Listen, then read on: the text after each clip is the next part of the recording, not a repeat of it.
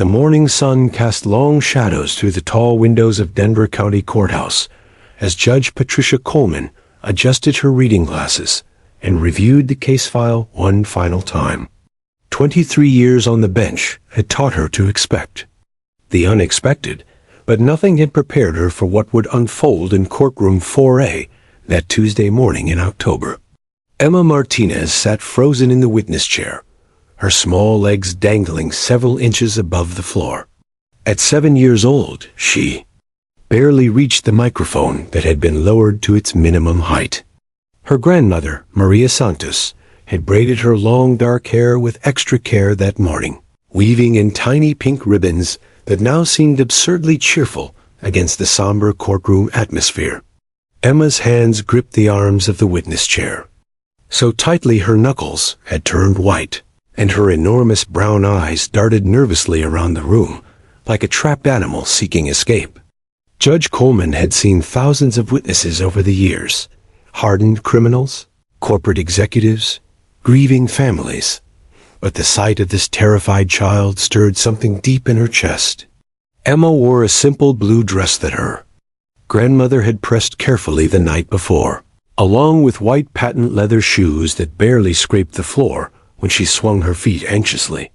The judge noticed how the little girl kept touching a small silver cross necklace hanging around her neck, a nervous habit she'd likely developed since the trauma.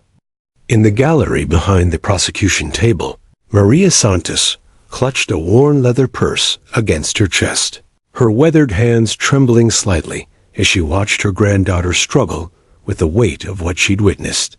The elderly woman had raised Emma since birth, when Emma's mother died in a car accident and her father disappeared into addiction. Now, this precious child who brought such joy to her simple life was being asked to relive the most terrifying moment of her young existence. Detective Sarah Williams sat in the front row, her hand resting gently on the head of her golden retriever. Max, the therapy dog, had been specially trained for exactly this type of situation, helping traumatized children find their voices in the intimidating environment of a courtroom. Max's calm brown eyes surveyed the room with professional assessment, his thick golden coat perfectly groomed, his red service vest identifying him as more than just a pet.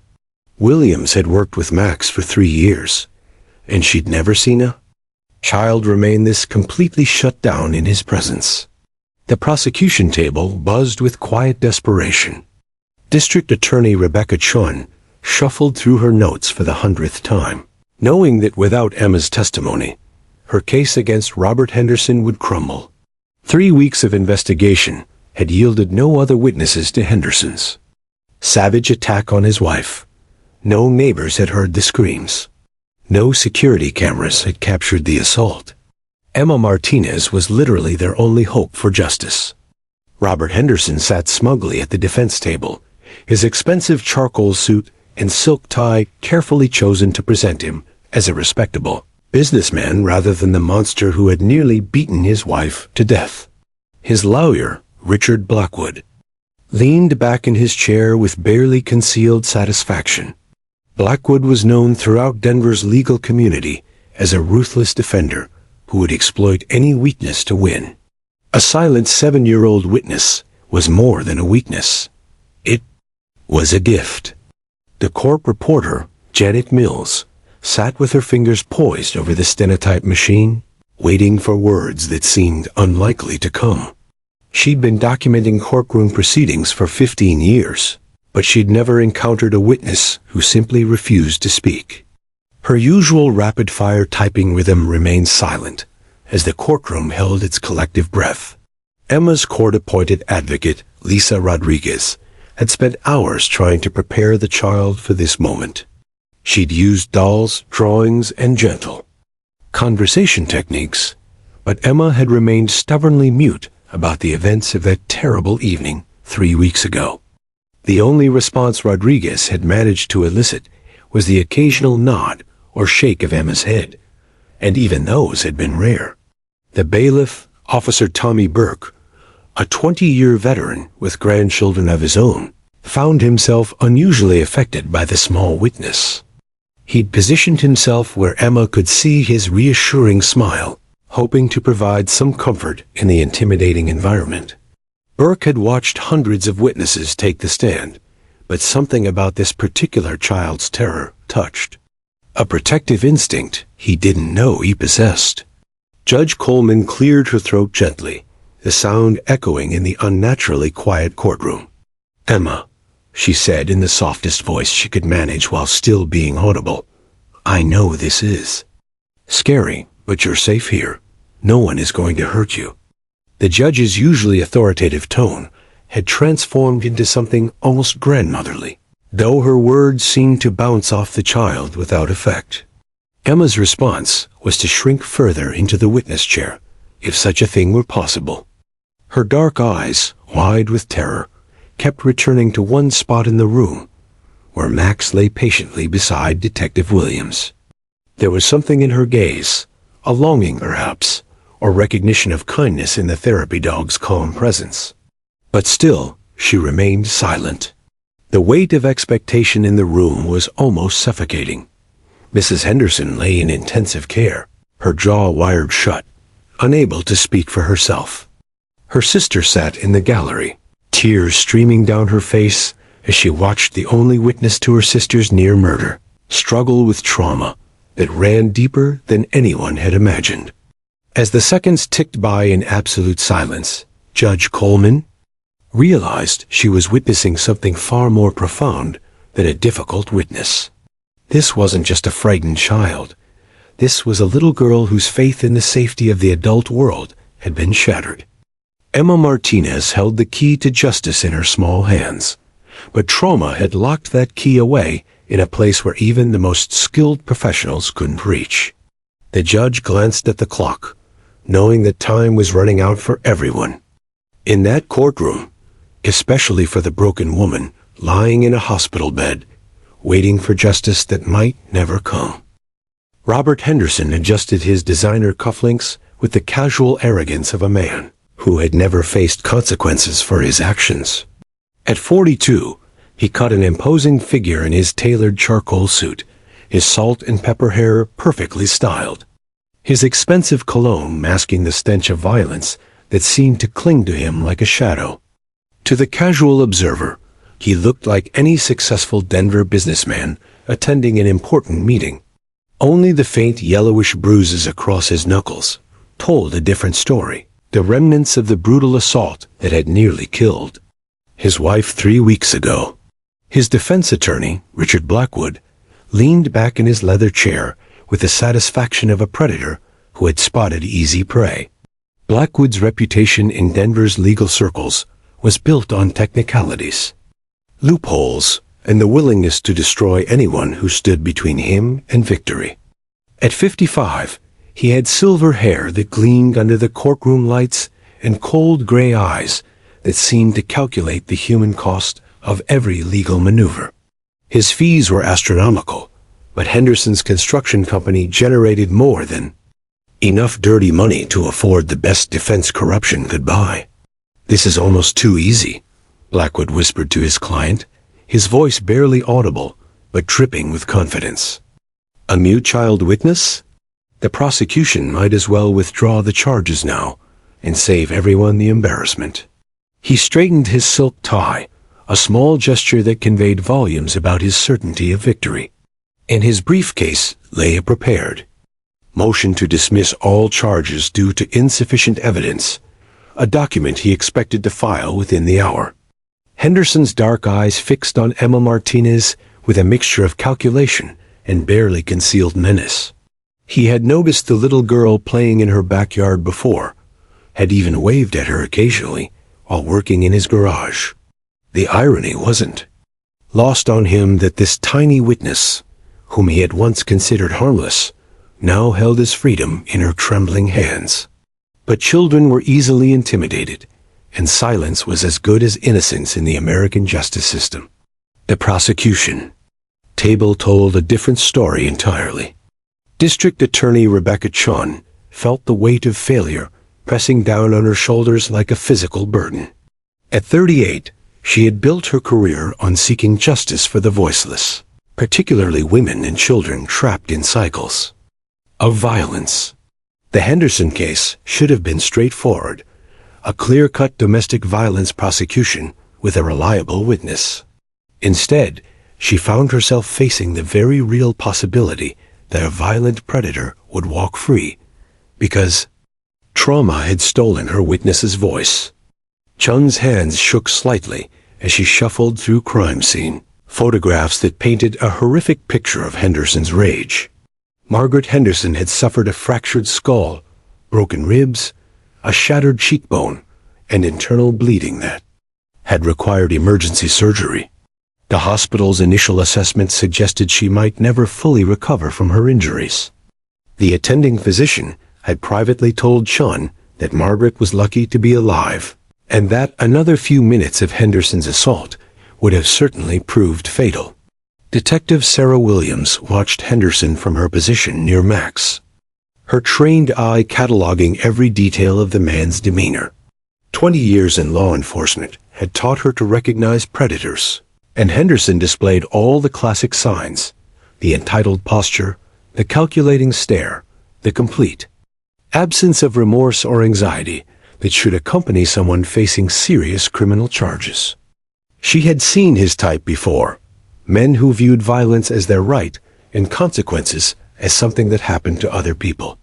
Williams had been the first responder to the Henderson residence that night, arriving to find Margaret Henderson unconscious in a pool of blood while her husband calmly cleaned his hands in the kitchen sink. Henderson's explanation had been smooth and practiced. His wife had fallen down the stairs after drinking too much wine. The story might have held, but if not for Emma Martinez's terrified call to 911, reporting that she had seen the bad man hurting the lady next door. In the hospital's intensive care unit, Margaret Henderson lay connected to machines that monitored her fragile hold on life. Her sister, Carol Brennan, had maintained a constant vigil beside the bed, watching as doctors worked to repair the extensive damage inflicted by the man who had promised to love and protect her. Margaret's face was still swollen beyond recognition, her jaw wired shut, making communication impossible even if she had regained full consciousness. Carol had tried to visit the courthouse that morning, but found herself unable to face Henderson's smug presence. Instead, she sent a letter to be read aloud, describing her sister as a vibrant kindergarten teacher who loved children and animals, who baked cookies for elderly neighbors, who had never hurt anyone in her life. The letter painted a picture of Henderson's escalating abuse, suspicious bruises that Margaret had explained away, canceled social engagements, a gradual withdrawal from family and friends that Carol now recognized as classic signs of domestic violence. The courtroom gallery held an unusual mix of spectators that morning. Several of Margaret's fellow teachers sat together, their faces reflecting a mixture of grief and determination. They had suspected something was wrong, but had respected Margaret's privacy, a decision that now haunted them. Behind them sat 3 women from the local domestic violence shelter, present to bear witness and support Emma if she found her voice. Henderson's construction workers occupied another section of the gallery, their presence clearly intended as intimidation. These were hard men who understood violence and respected only strength. Their boss had made it clear that their continued employment depended on their loyalty, and loyalty meant showing up to support him during his temporary legal difficulties. Judge Coleman observed this toxic dynamic with growing concern. In her 23 years on the bench, she had presided over hundreds of domestic violence cases, watching as the justice system repeatedly failed to protect vulnerable victims. Too often, she had been forced to release dangerous men due to technicalities, insufficient evidence, or witnesses too frightened to testify. She recognized the signs of a case slipping away, and the implications extended far beyond this single courtroom. As the minutes ticked by in oppressive silence, everyone in the room understood the stakes. Emma Martinez wasn't just a witness. She was the thin line standing between a monster and his freedom. The courtroom had settled into the suffocating rhythm of legal procedure when something extraordinary began to unfold. District Attorney Rebecca Chun was in the middle of explaining Emma's psychological evaluation to Judge Coleman. Her voice, carrying the desperate edge of someone watching justice, slipped through her fingers when the little girl suddenly moved. It wasn't a dramatic gesture, just a small shift in the oversized witness chair.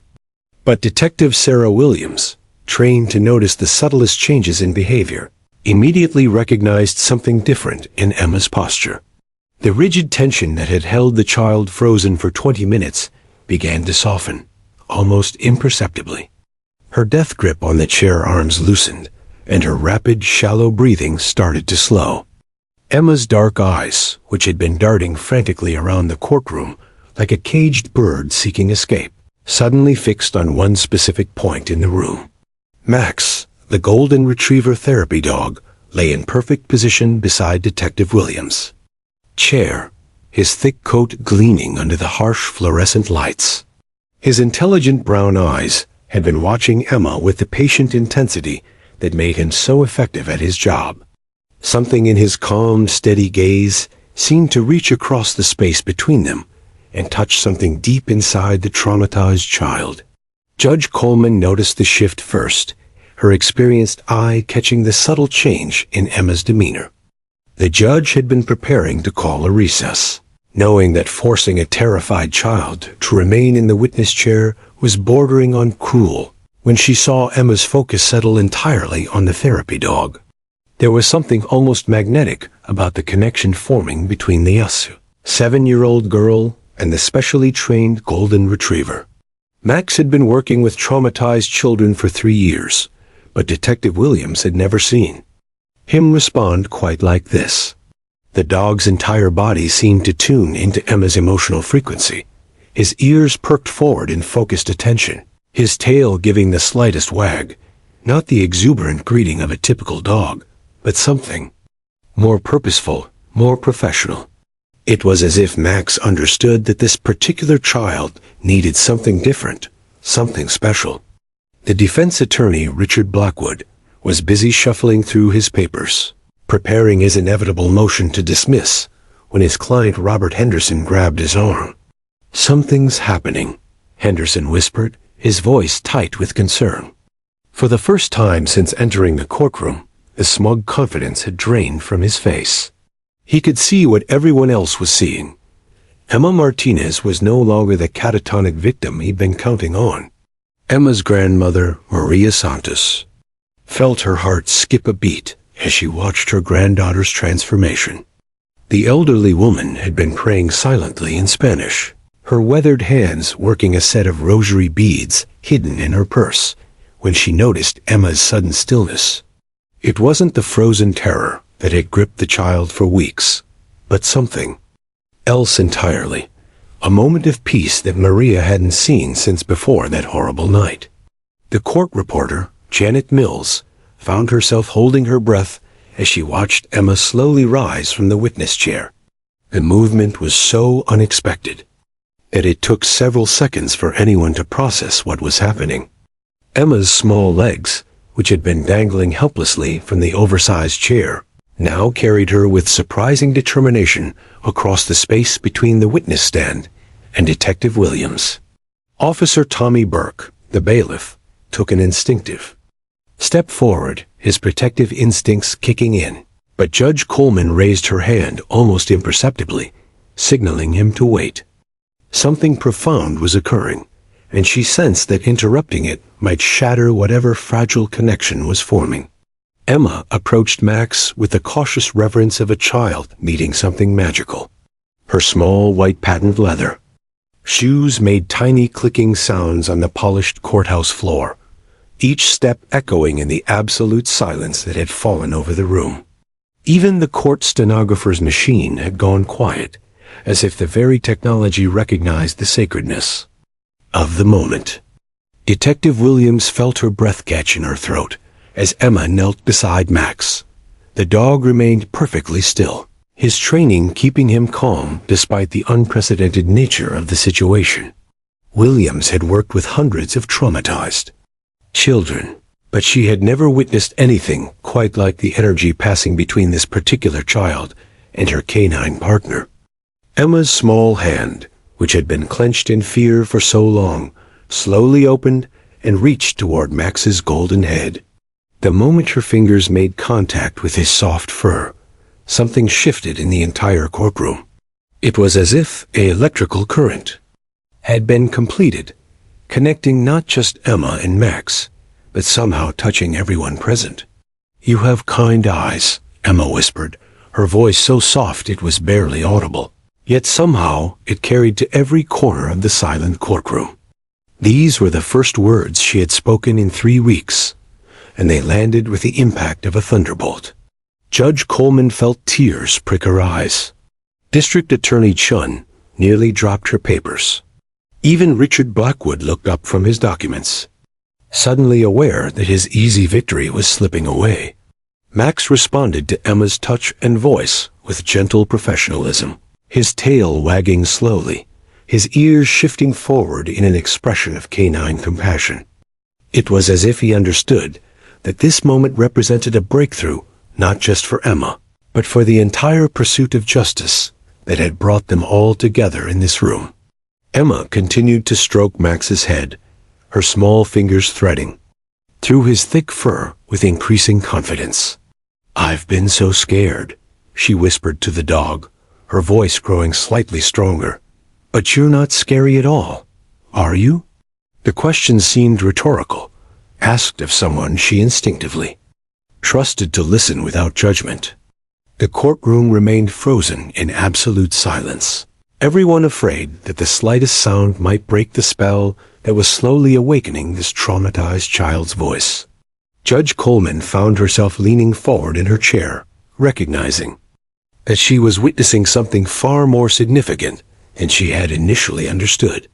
Detective Williams watched with professional fascination as Max performed what could only be described as therapeutic magic, drawing Emma out of her shell through nothing more than patient presence and unconditional acceptance.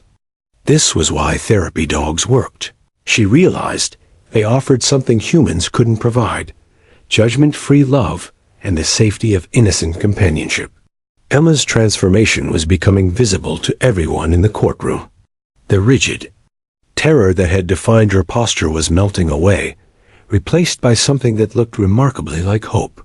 For the first time in weeks, Emma Martinez was finding her way back to her own voice, guided by the gentle wisdom of a golden retriever, who understood that sometimes healing begins with a simple connection between two innocent hearts.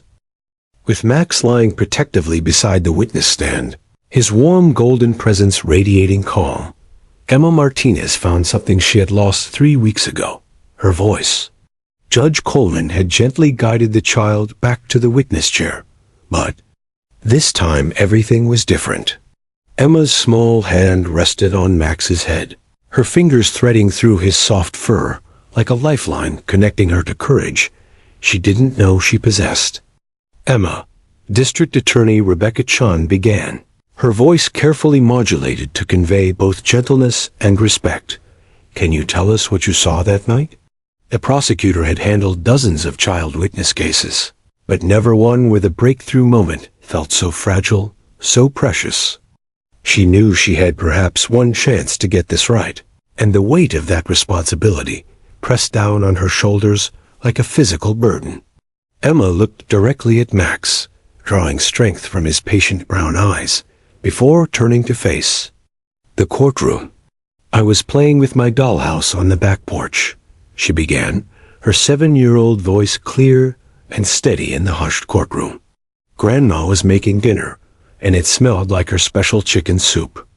I was pretending my dolls were having a tea party when I heard the bad man yelling." The simplicity of her words carried devastating impact. Robert Henderson shifted uncomfortably in his seat, his expensive suit suddenly feeling like a costume that couldn't hide what he truly was.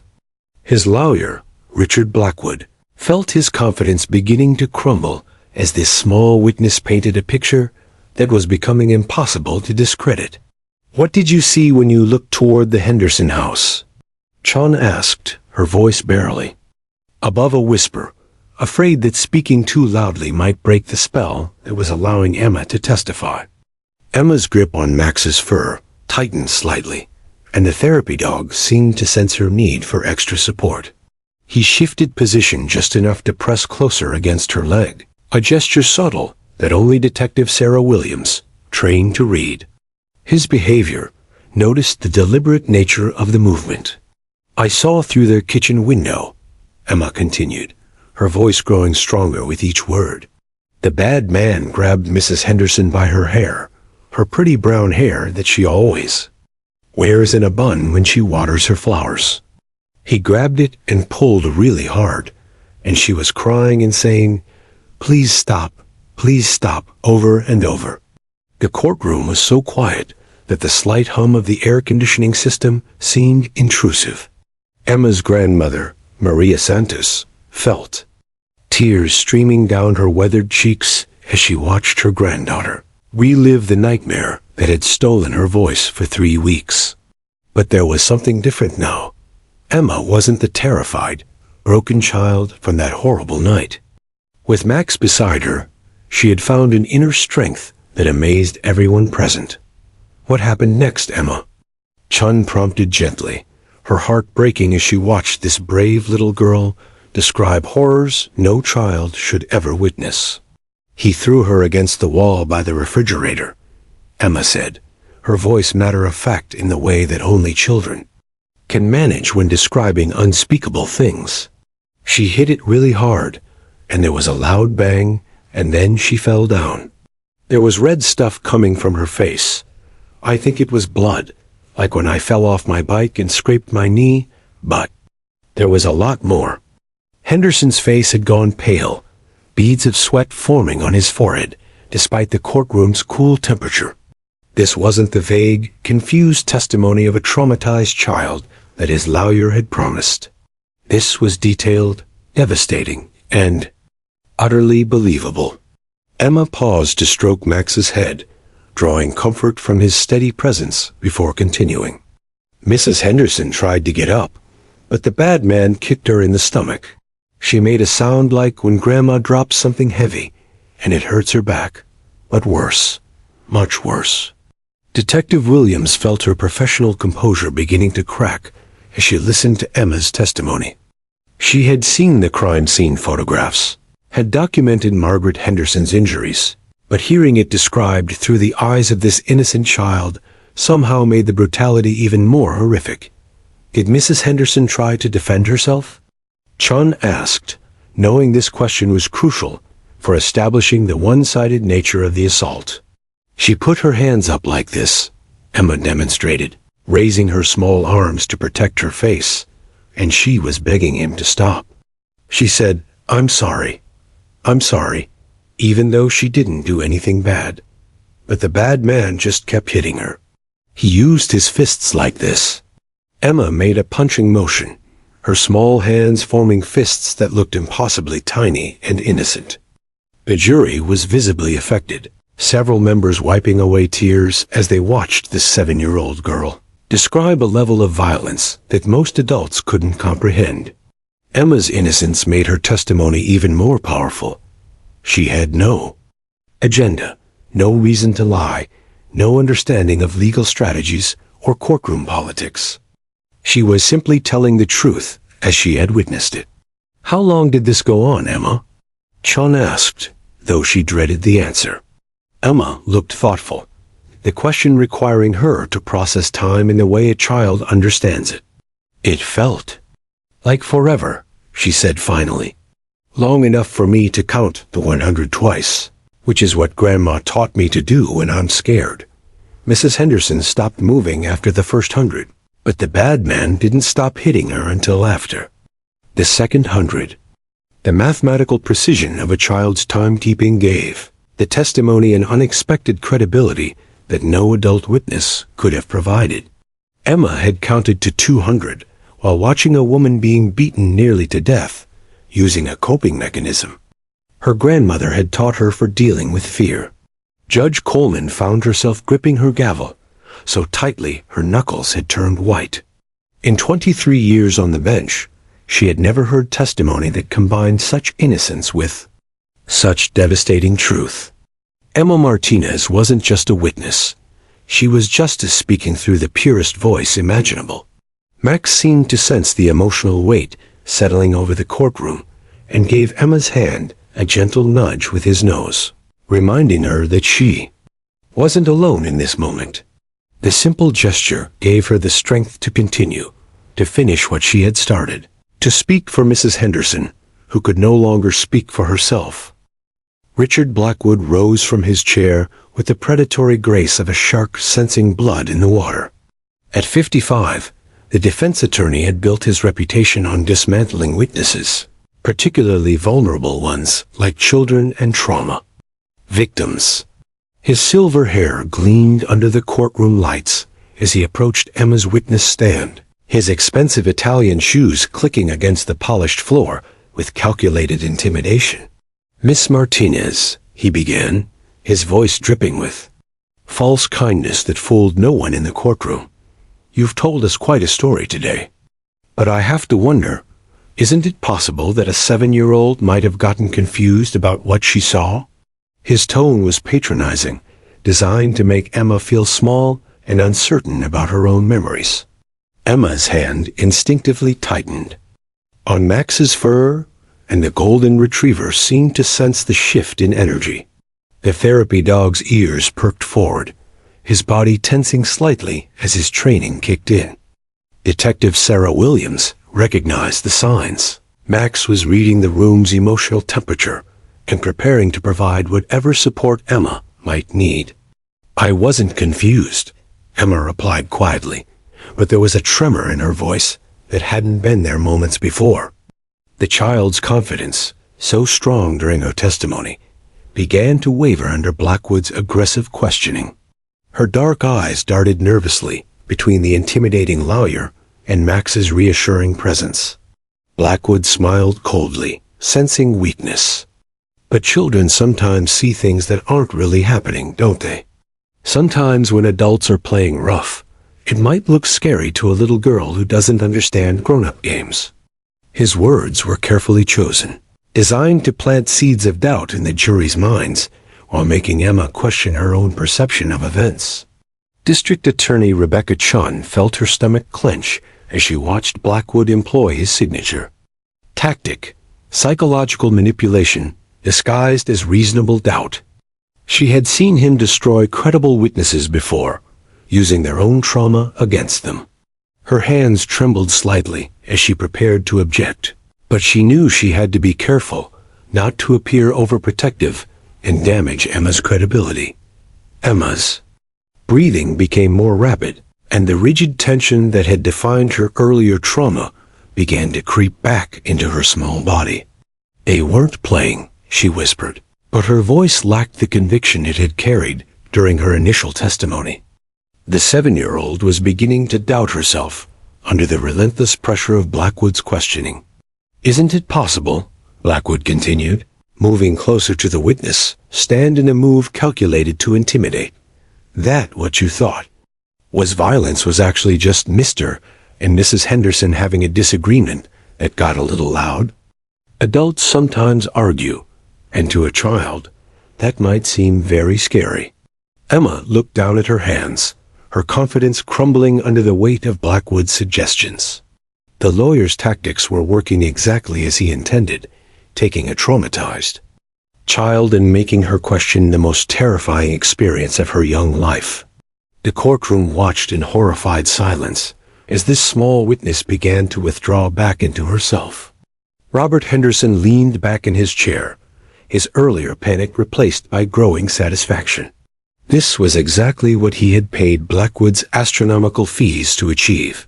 The lawyer was systematically destroying the prosecution's only witness, turning Emma's trauma into reasonable doubt that would set him free. Judge Coleman felt her jaw clench as she watched Blackwood's performance.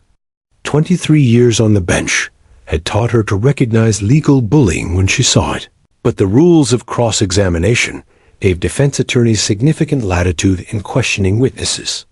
She could only intervene if Blackwood crossed clearly defined lines, and he was too experienced to make such obvious mistakes. I think, Emma began, her voice barely audible as confusion clouded her features. The certainty that had made her testimony so powerful was evaporating under Blackwood's assault. Her small hand released its grip on Max's fur as she seemed to fold in on herself. It was at that moment that Max did something extraordinary, something that went beyond his formal training and touched the realm of pure intuition. The golden retriever stood up from his position beside the witness stand and gently placed his front paw directly on Emma's lap, looking into her eyes with an intensity that seemed to communicate something profound. The gesture was so unexpected, so perfectly timed that it stopped Blackwood mid-sentence. The entire courtroom held its breath as this therapy dog, trained to provide comfort but never to interfere with proceedings, seemed to make a conscious decision to step outside his usual role.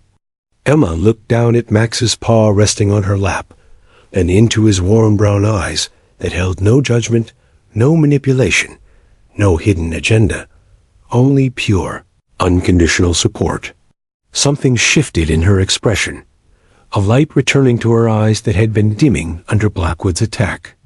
"Max believes me," she said suddenly, her voice clear and strong again. She looked directly at Blackwood, no longer the cowering child he had been trying to create. "Don't you, Max?" she asked the dog, who responded with a gentle tail wag that seemed to affirm her words. The transformation was immediate and stunning. Emma straightened her shoulders and fixed Blackwood with a stare that would have been impressive from an adult, let alone a 7-year-old girl. "I know what I saw," she declared with newfound conviction. "Max knows I'm telling the truth. Dogs can tell when people are lying, and Max believes me." Blackwood found himself momentarily speechless, his carefully orchestrated attack derailed by the intervention of a therapy dog and the unexpected resilience of his young target. The psychological warfare he had been waging suddenly seemed petty and cruel in the face of Emma's simple declaration of truth. "You believe me, don't you?" Emma asked Max again, and the dog responded by gently nuzzling her hand, a gesture so natural and supportive that it felt like testimony in itself. The jury watched in amazement as this small girl, backed by her four-legged ally, stared down one of Denver's most feared defense attorneys. Detective Williams felt tears sting her eyes as she watched Max perform what could only be described as therapeutic magic. In 3 years of working together, she had never seen him respond so decisively to a child's need for support. It was as if the dog understood that this moment would determine not just Emma's ability to testify, but her ability to heal from trauma. Blackwood, rattled by the unexpected turn of events, made a critical error born of frustration and desperation. Instead of gracefully retreating, he decided to press harder, to try to break the connection between Emma and Max that was giving her such strength. It was a decision that would prove to be his downfall. "Miss Martinez," he said, his voice losing its false kindness and revealing the cold calculation beneath. "Dogs don't know about truth and lies. You're just a little girl who saw something that scared her, and now, I'm not lying." Emma shouted, her voice echoing through the silent courtroom with such force that several jury members jumped. Max immediately moved closer, pressing against her leg in support as she continued. "I saw the bad man hurt Mrs. Henderson, and Max believes me, and I'm not lying just because you're trying to scare me." The outburst shattered Blackwood's composure completely.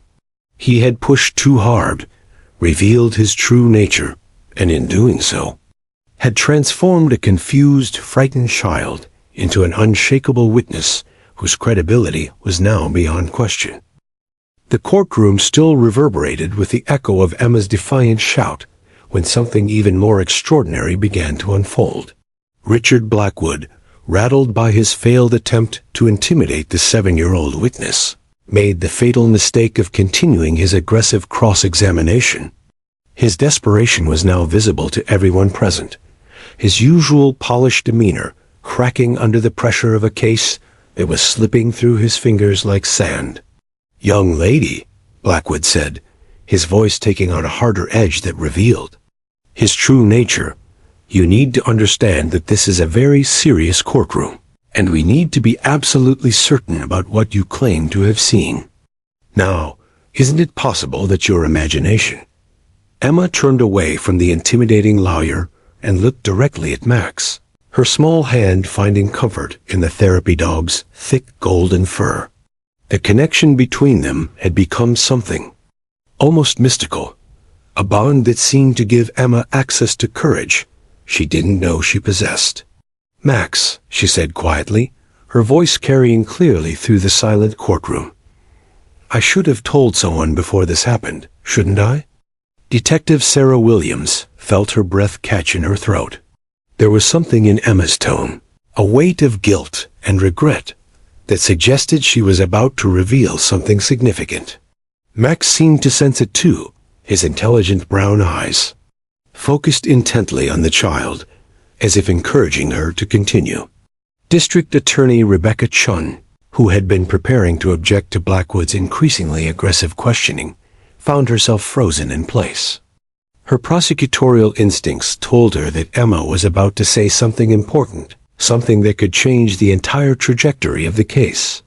Emma's voice grew stronger as she continued speaking to Max, but her words were clearly intended for everyone in the courtroom to hear. "I saw the bad man hurt Mrs. Henderson before," she said, the simple statement landing like a thunderbolt in the silent room. "I should have told Grandma, or called the police, or done something. Maybe Mrs. Henderson wouldn't have gotten hurt so bad if I had been braver." The revelation hit the courtroom like a physical force. Robert Henderson's face went completely white, his earlier confidence evaporating in an instant. He grabbed his lawyer's arm with such force that Blackwood winced, whispering urgently, "She can't know about that. No one saw. When did you see this before, Emma?" Chun asked gently, her voice carefully controlled despite the adrenaline coursing through her veins. This was beyond her wildest expectations. Not only was Emma testifying about the night that put Margaret Henderson in intensive care, but she was revealing a pattern of abuse that prosecutors had suspected but never been able to prove. Emma looked down at Max, drawing strength from his steady presence. "Last month, when Grandma sent me to return Mrs. Henderson's pie plate," she began, her 7-year-old voice carrying the weight of adult secrets. "I knocked on the front door, but nobody answered, so I went around to the back door like Grandma taught me to do when Mrs. Henderson is working in her garden." The courtroom was so quiet that the humming of the air conditioning system seemed intrusive. Emma's grandmother, Maria Santos, felt her heart breaking as she realized her granddaughter had been carrying these terrible secrets alone, too frightened to share what she had witnessed. "What did you see, Emma?" Chun prompted, though part of her dreaded the answer. "Through the kitchen window again," Emma said, her voice growing steadier as she spoke to Max rather than the intimidating adults surrounding her. "The bad man pushed Mrs. Henderson down the stairs, the ones that go from the kitchen to the basement. She tumbled all the way down, and when she got to the bottom, she wasn't moving right. Like her arm was bent funny." Judge Patricia Coleman felt her stomach clench as she listened to Emma describe what was clearly another violent assault. 23 years on the bench had exposed her to humanity's darkest moments, but hearing it described through the innocent eyes of a child made it somehow more horrific. Emma wasn't finished. With Max's encouraging presence giving her courage, she continued to unburden herself of secrets that had been poisoning her young mind. "And before that, maybe 2 weeks earlier, I saw him throw a plate at her head when I was playing in my treehouse. The one Grandpa built before he went to heaven." Mrs. Henderson ducked, but the plate broke against the wall, and she had to clean up the pieces while the bad man yelled at her. Richard Blackwood felt the case disintegrating beneath his feet. His client hadn't just committed a single act of violence. Emma was describing a systematic pattern of domestic abuse that would be devastating to any jury. He tried desperately to salvage the situation, rising to object, but Judge Coleman silenced him with a look that could have frozen fire. Emma turned back to face the courtroom, her connection with Max having given her the strength to confront the adults who had failed to protect Mrs. Henderson. "I wanted to help her," she said, tears streaming down her cheeks, but her voice remaining strong. "But I was scared the bad man would hurt me too if he knew I was watching. And I thought maybe grown-ups wouldn't believe a little kid." The honesty of her confession was devastating. Here was a 7-year-old child carrying the guilt of thinking she could have prevented Mrs. Henderson's near-fatal beating, blaming herself for not being brave enough to speak up about the earlier incidents of abuse she had witnessed. Detective Williams found herself struggling to maintain her professional composure as she watched Emma pour out her heart to Max. The therapy dog seemed to understand the magnitude of what was happening, his tail wagging gently in encouragement, his eyes never leaving Emma's face. Henderson's construction workers, who had come to court as a show of intimidation and support for their boss, now sat in stunned silence as they realized they had been supporting a man who systematically terrorized his wife. Several of them exchanged uncomfortable glances, clearly questioning their loyalty to someone capable of such sustained cruelty. "Max understands, don't you?" Emma asked the dog, who responded by gently licking her hand. "He knows I was just scared, and that I'm trying to be brave now. I'm trying to help Mrs. Henderson by telling the truth, even though it's scary." A transformation in the courtroom was palpable. What had begun as a difficult domestic violence case had become something much larger, a story of sustained abuse, childhood trauma, and ultimately the courage found through an unexpected friendship between a little girl and a therapy dog who believed in her. Chun realized that Emma's revelations had just handed her a much stronger case than she had ever dared hope for. Instead of a single incident of domestic violence, she now had testimony describing a pattern of escalating abuse that would be nearly impossible for any jury to ignore. Emma looked directly at Robert Henderson for the first time, her young eyes holding a strength that belied her years. "I'm not scared of you anymore," she said simply. "Max helped me find my brave voice, and now everyone knows what you really are." The words hung in the air like a verdict that had already been rendered by the most honest judge of all, an innocent child who had finally found the courage to speak for those who could no longer speak for themselves. The courtroom erupted in whispered conversations as Emma's devastating testimony concluded, but Judge Patricia Coleman's firm gavel quickly restored order. The weight of what everyone had just witnessed hung heavy in the air. A 7-year-old child had not only found her voice, but had delivered testimony that would fundamentally change how domestic violence cases were prosecuted in Colorado. Richard Blackwood sat slumped in his chair, his usual predatory confidence completely shattered. 40 years of legal practice had taught him to read courtrooms, and he could see in the jury's faces that his client was finished. Emma's pattern of witnessed abuse, delivered with the unshakable honesty that only a child could provide, had created a narrative that no amount of legal maneuvering could overcome. Robert Henderson's hands trembled as he gripped the edge of the defendant's table. The smug businessman who had entered the courtroom that morning, expecting an easy victory, now faced the very real prospect of spending the next decade behind bars. His construction empire, built on intimidation and violence, was crumbling as quickly as his legal defense. "Mr. Blackwood," the lawyer whispered urgently to his client, "we need to discuss a plea agreement immediately. The jury is going to convict you, and with the pattern of abuse the child just described, you're looking at maximum sentencing. We have maybe 30 minutes before they retire for deliberation." Henderson's face cycled through a range of emotions: rage, disbelief, and finally, a cold calculation that reminded everyone why he was so dangerous. "That little brat," he hissed under his breath, loud enough for several jury members to hear. The comment sealed his fate more effectively than any closing argument could have.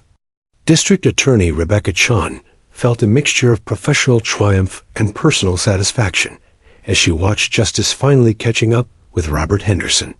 She had prosecuted dozens of domestic violence cases, too many of which had ended in plea deals or acquittals due to insufficient evidence. Emma's courage had handed her the kind of case that would set precedents and potentially save other women from similar fates. Detective Sarah Williams observed the proceedings with professional fascination as Max continued to provide Emma with emotional support.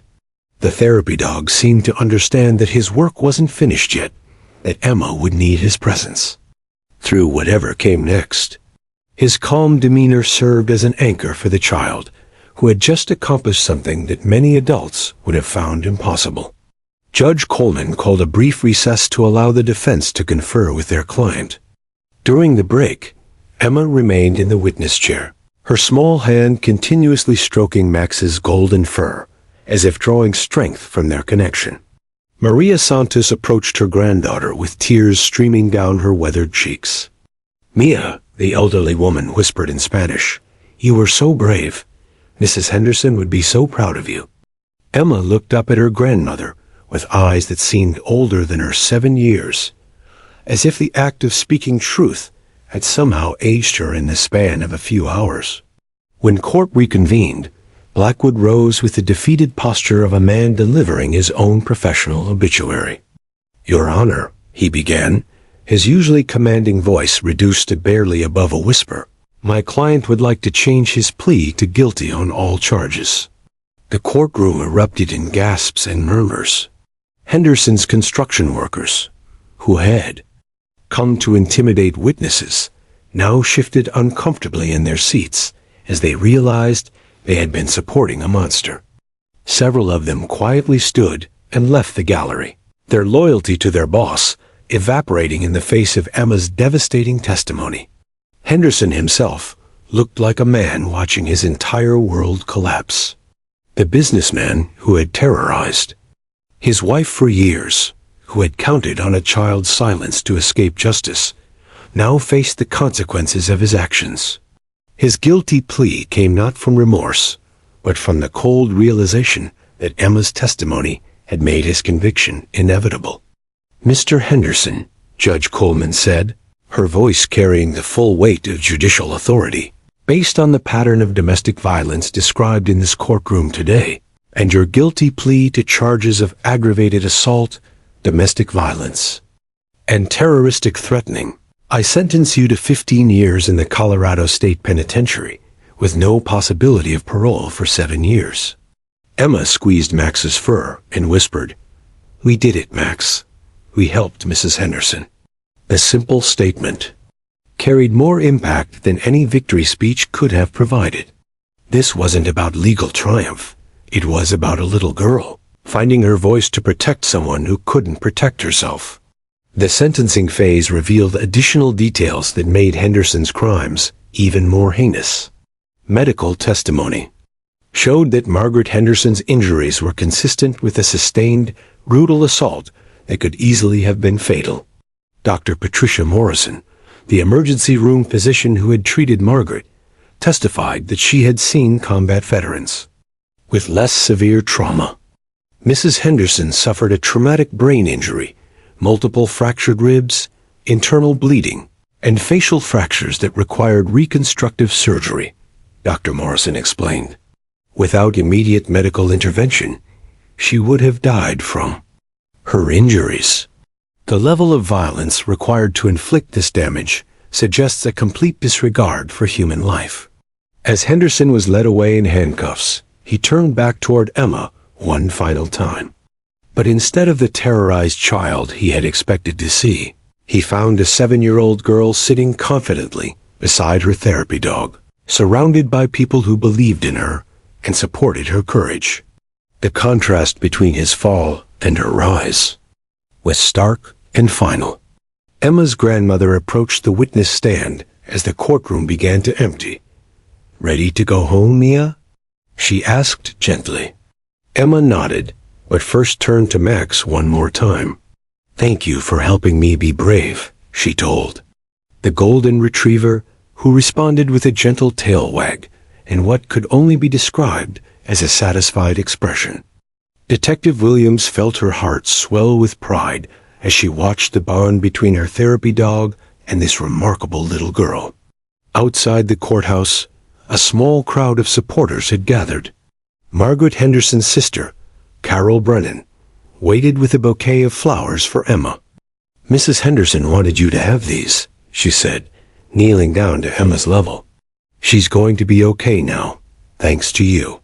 Emma accepted the flowers with the solemnity of someone who understood she had participated in something larger than herself.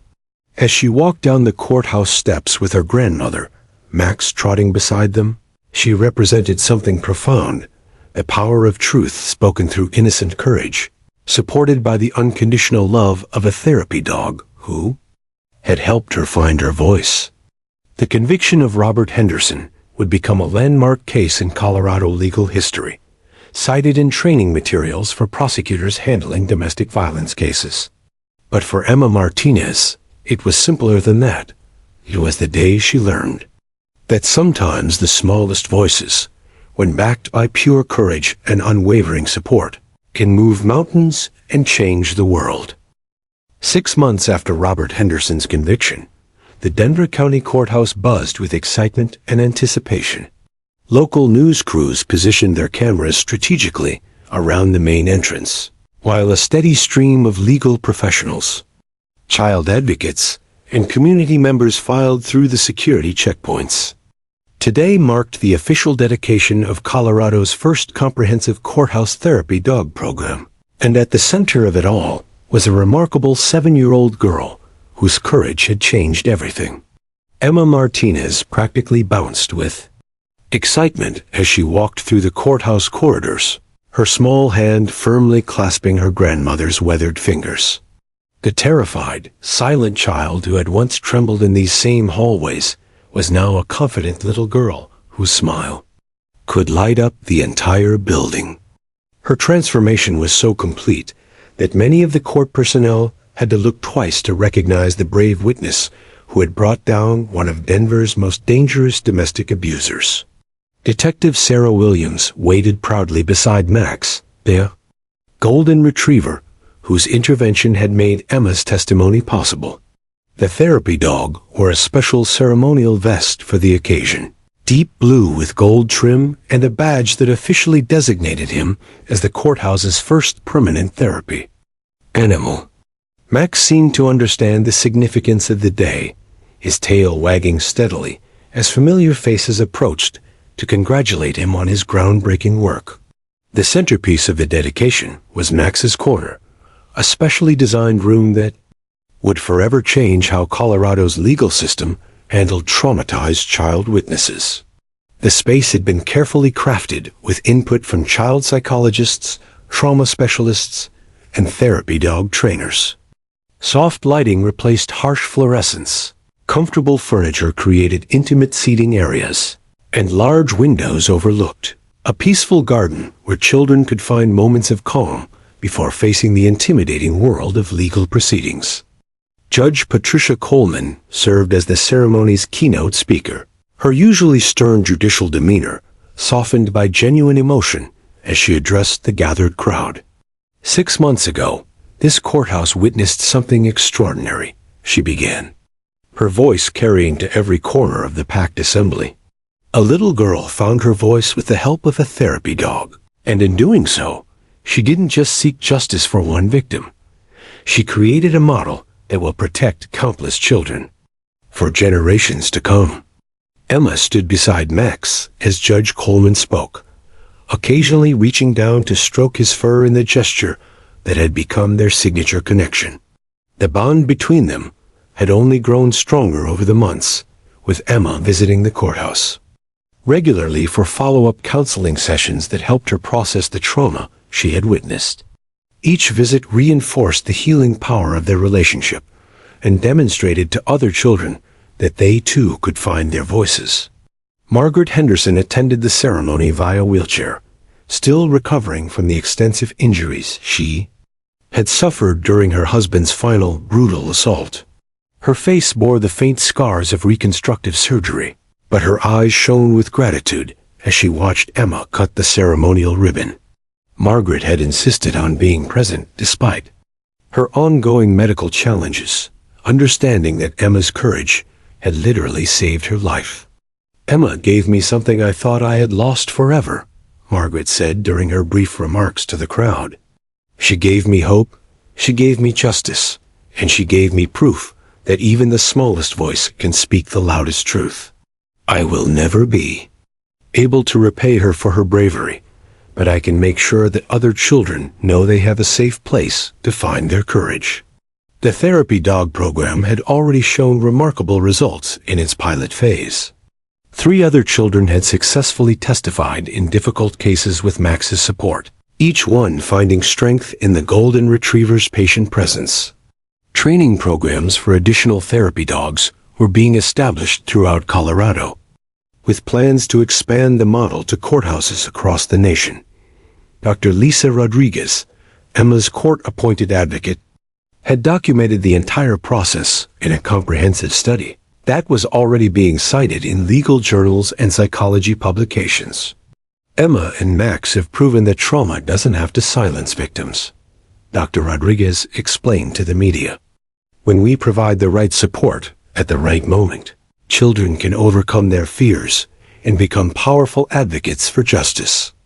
Emma's grandmother, Maria Santos, watched the proceedings with tears of pride streaming down her weathered cheeks.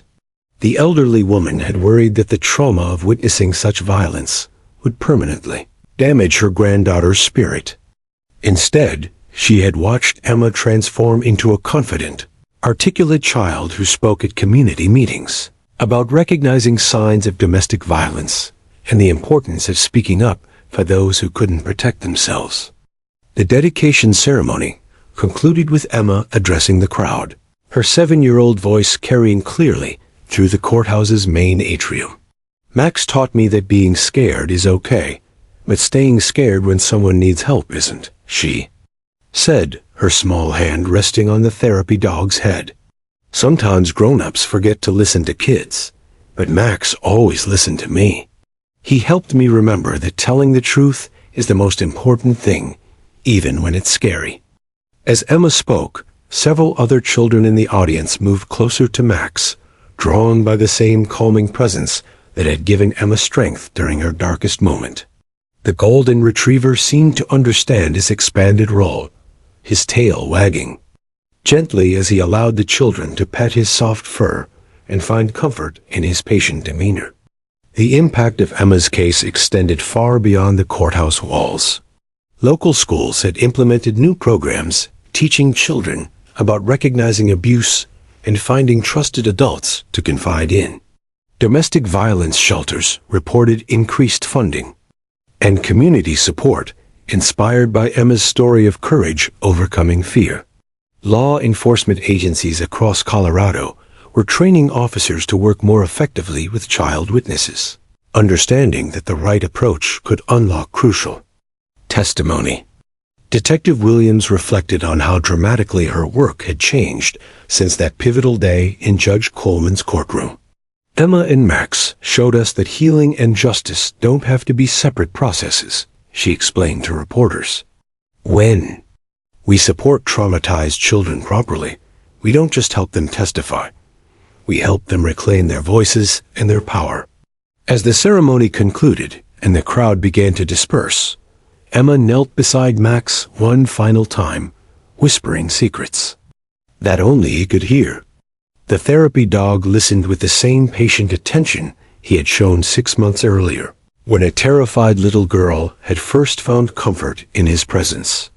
Their bond had sparked a revolution in how the justice system treated its most vulnerable witnesses, proving that sometimes the most profound changes begin with the simplest connections between innocent hearts.